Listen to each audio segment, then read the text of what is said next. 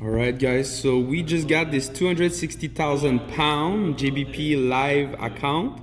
We're gonna show you the journey starting next week. We're gonna post every single trade, every single analysis, everything that's going on with this account. We're gonna share it with our member on the trading floor inside our VIP membership, and we will also share it for free on YouTube. So make sure to follow us, subscribe, turn your post notification on, and follow our journey. It's a 7-figure journey. We're taking this 260,000 pound account to 2 million pounds. We're gonna call that the 7-figure journey.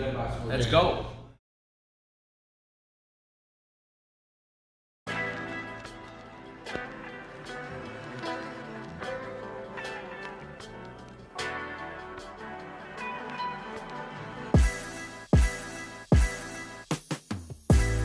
I want you to think about this here. In your entire lifetime, how much money has gone through your hands? How much? Let me explain to you what I mean by this. Maybe you made $73,000 last year, 28 years old.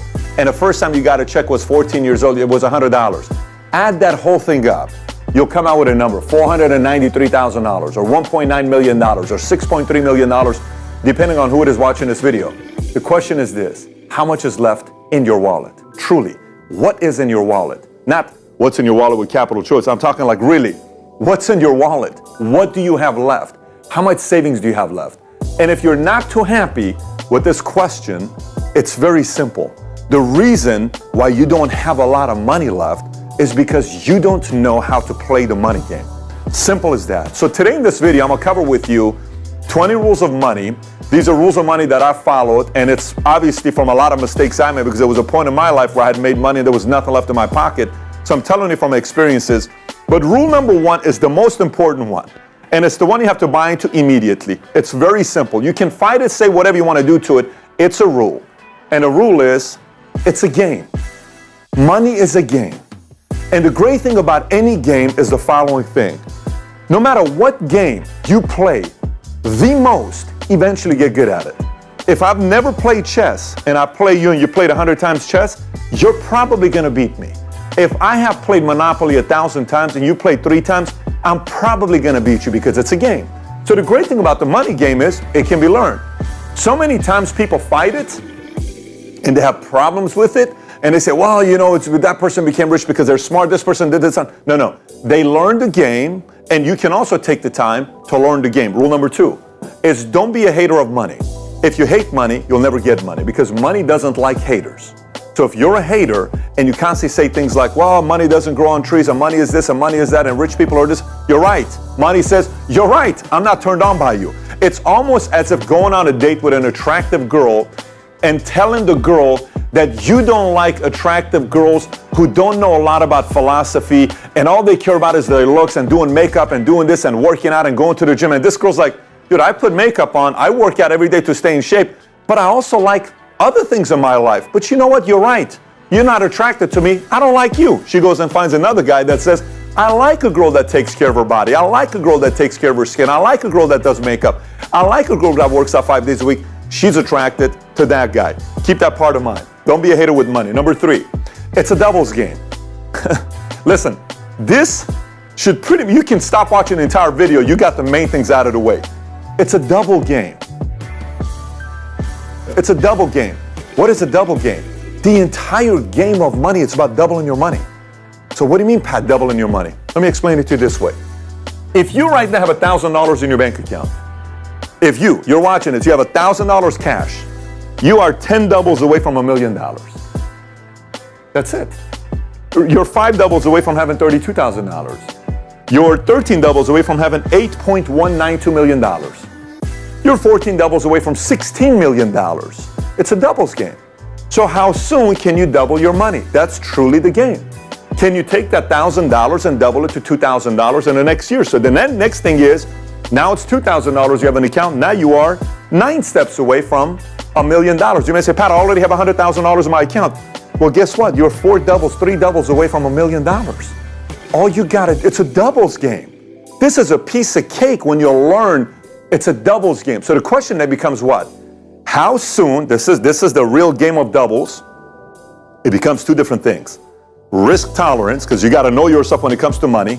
your risk tolerance, depending on the age you're at, if you're 65, your risk tolerance is going to be lower than you being 22 years old, right? So you have your risk tolerance, you need to know you. Then the other part is time horizon. What is your time horizon? So time horizon could be, I want to have $1 million by 10 years from now. Great. If it's 10 years, what do you have right now? Then you have to play your doubles game. How many doubles do I have with the $17,000 to get to $1 million bucks? It's a simple game that you can learn what to do. As long as you know your risk tolerance, you know your time horizon, what it is and what the amount is, then you're playing the doubles game. Number 4, seduction. Let me explain to you about seduction, okay? Listen, I use the analogy with ladies because it's just how it is, okay? Money likes to be seduced. Money's attracted to seducers. Just like a woman doesn't like a desperate man, money doesn't like desperate people. Money's not attracted to desperate people who want it so bad because they want to make this money and show it off to everybody. No. Money seduce. You need to seduce money. Seduce money. And all of a sudden money says, oof, I like this guy. I like this girl. Oh my gosh, I'm turned on to you. Don't let money seduce you. You seduce money. It's a seduction game. So whoever learns the seduction game with money, all of a sudden money starts coming from all over the place to you because money is turned on by people that know exactly what they're doing. Money likes investors who know what they're doing. Okay, a girl goes on a date with a guy that knows what he's doing, she's most likely to come back, and then there's experience. So learn how to seduce money. Once you learn this whole thing, you'll get better at this game as well. Next, timing. Timing when it comes down to money. Let me explain about timing. I'm not talking timing like this is the best time to invest into Snapchat or this is the best time to buy the IPO of Facebook and etc. I'm not talking that timing. Although that's a whole different conversation with timing. Timing, I'm talking about running a business. I'll give you an idea. There was a time where logically I had to cut down, okay, in my business. And I had to get rid of 2 or 3 employees. Logically, I had to cut down. But I knew what I was getting ready to do, and I had access to all the information. I decided to double down, and that helped expand the business to new area, new territories. So, and then the other part is cutting down expenses, is you knowing maybe numbers are looking very good, but there's an area that needs to be cut down that no one else knows about the information. You need to cut down because you have access to all the information. So there's got to be a part where you need to know, and this is a thing that we can't teach you. This is not something I can teach you about.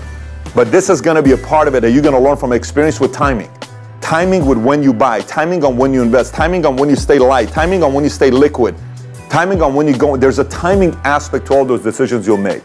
Number 6, boredom. Let me explain what boredom means. Money needs to be moved, okay? Again, if a girl is bored with you, she leaves you because you're too boring. Same with men. If a man is bored with a girl, they're going to leave because it's boring. Money doesn't like to be bored. What do I mean? If money stays in a checking account, money's going to somebody else who knows how to use that money. If money is just staying somewhere and it's not working, it's too boring, it goes to somebody else that knows what to do with money. So you got to make sure money's always moving. Money's always moving for you, always moving for you, always moving for you, always working for you, always out there doing something to create more money for you. Next, secret account. You always got to have a secret account. Let me tell you what a secret account is. It's an account that no one knows about. Your wife, your husband, your boyfriend, girlfriend, mom, dad, brother, sister. No one knows about this account. What is this account? It's a crisis account. A crisis account could be cash. A crisis account could be somewhere sitting down that no one knows about. Now, I know you may say, Pat, you just talked about boredom, you talked about this. 2 complete different stories. You got to have a crisis account that's not your emergency fund. I'm not talking emergency fund that this is the right thing to do. I'm talking a crisis account. What saved the business when we were going through difficult times and our company's checking account went to $13,000. I have payroll, commissions, everything. $13,000. Where we're about to shut down the company. It's this close. We're about to shut down the company. What saved us was the crisis account that I had. No one knew about it. That money showed up, put it back into the business, saved us. We lasted. We made it through the tough times. And now we're here where we are today. But it's because I had a secret crisis account no one else knew about. You always need to have a secret crisis account. Number 8, don't drive first class until you have $10 million in a bank account. I see so many people spending $2,000 on a flight where they can spend $400. Listen, I'm 6'4", 6'5", 240, and do you know how many times till today I've paid first class? 0. I don't pay first class. Other people pay for my first class, but I don't pay first class. I've been paid first class. I've flown first class many, many times because I have the miles or people pay for my flight. I don't pay first class. And why is that? Here's how I did the math. Now, obviously, I can afford to do it, no problem. But here's how I did the math. You're trying to tell me $2,000 for a first class flight, and I can get $500 for the same flight. That $1,500 times 9 flights in a month, that's 9,000. That's 9 times what? $1,500 is $13,500, some number like that. You know what I can do with that number? That's 4 employees. That's marketing. That's expansion. That over a year, that's $200,000, $180,000. Why am I going to waste that money? That's an executive I can bring in. That's 2 incredible employees I can bring in. I don't pay first class. Other people pay first class. Once you get 10 million bucks and you want to do it, that's great. At that point, you may want to get yourself a private jet, but don't fly first class. Next, comp plan. Let me explain to you what I mean by comp plan. So, no matter what country you live in, okay, I get emails from 100 plus countries around the world, and some of you guys and I talk through your communistic system, how you're upset, and you ask me what to do, and I tell you if it's not going to change, you have to leave. You have to leave a communistic regime you're a part of. Some of you are in socialistic places, France, taxes, Spain. You're upset with the taxes being at where it's at, and I tell you, if you don't see the horizon changing, you need to adjust. But regardless of where you're at, rule number 1 about your comp plan. Your comp plan of whatever country you live in is your taxes. Study how you get taxed, because that's your comp plan. And let me explain to you why the comp plan in America does so well. A lot of people say things like this. They'll say, you know what? I can't believe the tax structure in America benefits business owners. And why is it that they benefit business owners? Because business owners create jobs. If you created jobs, we'd give you a tax benefit. If there wasn't a tax benefit, an incentive for business owners, then who's going to create jobs for all these millions of people that need jobs? So you may say, well, Pat, if the incentives for business owners, shouldn't I be a business owner? Yes. Every single episode's about you becoming an entrepreneur. Yes, you ought to be a business owner. You ought to be an entrepreneur because it benefits you in your comp plan. It benefits you in your comp plan. And position yourself properly by knowing what your comp plan is. Rule number 10, end of the world mentality. Listen, CNN, MSNBC, Fox, Susie Orman, Dave Ramsey, whatever these names you want to go through, all of these names, put them all together. You know what they get paid to do? They get paid to sell crisis. Because if it happens, you got to be ready for it. Okay? And so what happens a lot of times is people get afraid and they think it's the end of the world.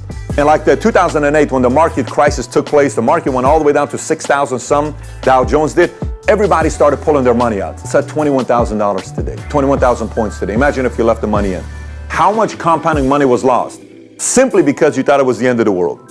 Simply because you thought there was a nuclear world that was going to happen all over the world. By the way, let me explain to you. If truly a nuclear war is going to happen, do you really think your money matters? Come on. We're not going to exist.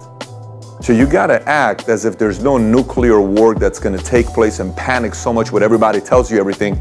And you got to learn how to manage those times when 90% of the world thinks it's the end of the world. You got to be ready. So how do you do that? Let me explain. I was part of the community that thought it's always the end of the world until I realized how you become wealthy is during this time. During this time when it's the end of the world, you know who wins? Those who have cash. This is why it's important to have cash set aside. And I'm not talking boredom money. I'm talking cash set aside when it's the end of the world for you to buy stuff.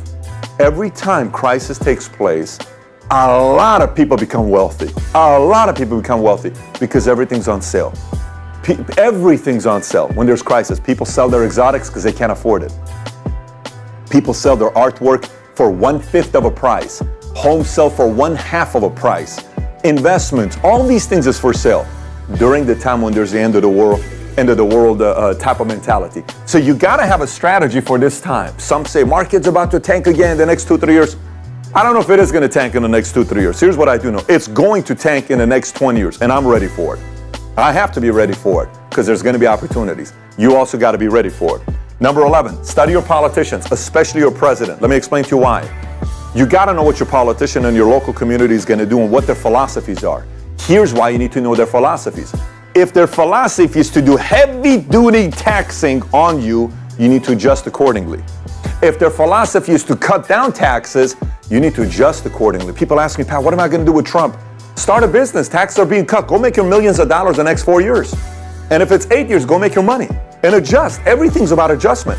But you can't not know what their philosophies are. You need to know the philosophies of the politicians in your community. Number 12, Study smart investors, but don't be too religious about them. Like, for instance, you ought to read everything Warren Buffett's got. Read every single thing Warren Buffett's got. Every single thing. Read any of the books that he's got, go read them.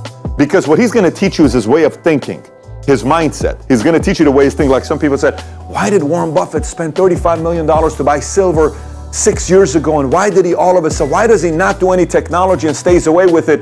You know, and why does he? These are philosophies. The thing that you got to respect about Warren Buffett, when he says, I don't do technology, he didn't do technology. So he stuck to a philosophy long enough until it worked.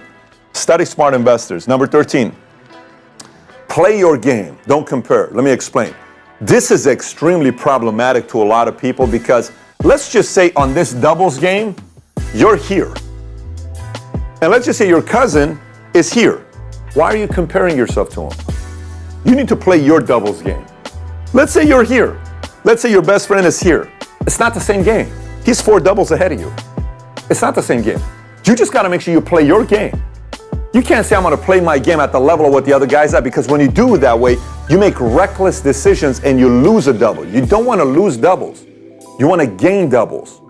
I don't know. I hope I'm making sense to you. You don't want to go backwards. And anytime you focus on this guy, you sometimes go backwards. Focus on your game.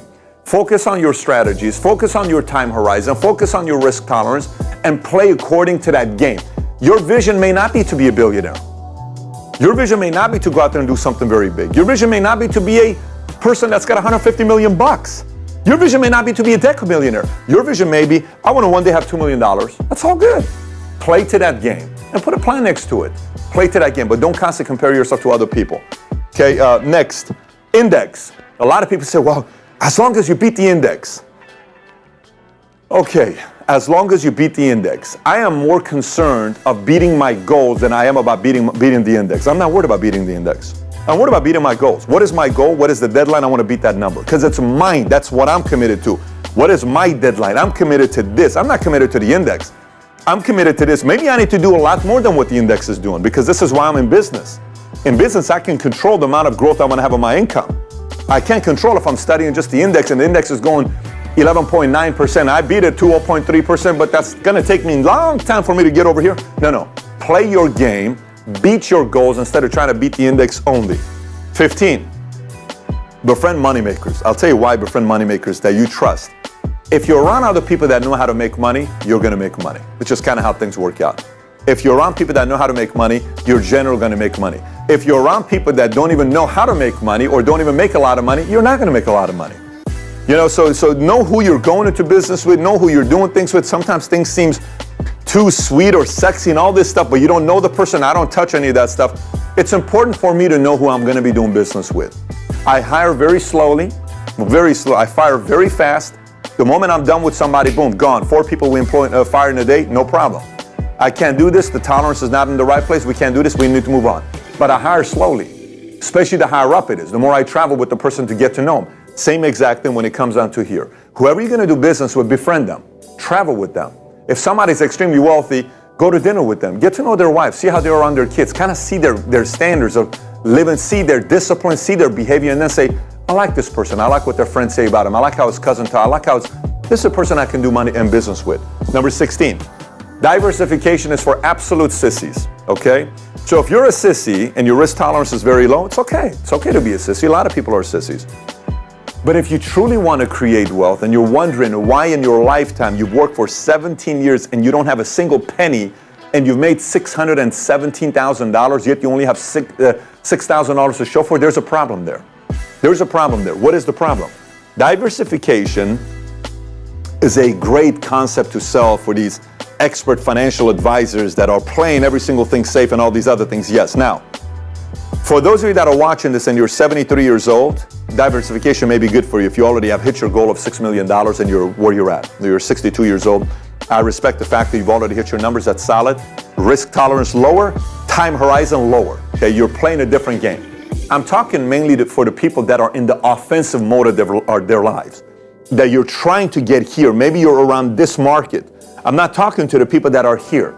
I'm talking to the people that are here. You're trying to get your doubles to go quickly, faster. If you just rely on diversification, 20, 30, 40 years, well, then you just got to know that it's going to take 40 years. It's going to take 30 years. Maybe. That's if everything goes the way it's supposed to be going. So I don't recommend just relying on diversification to take you to where you want to get to. 17. The game is about leverage. Everything is leverage. Now let me explain what leverage means. I'm not saying leverage going to debt with everything. I'm not talking leverage like that. I'm talking leverage period. What could leverage be? Leverage your business. How can you grow your business if you're running a business?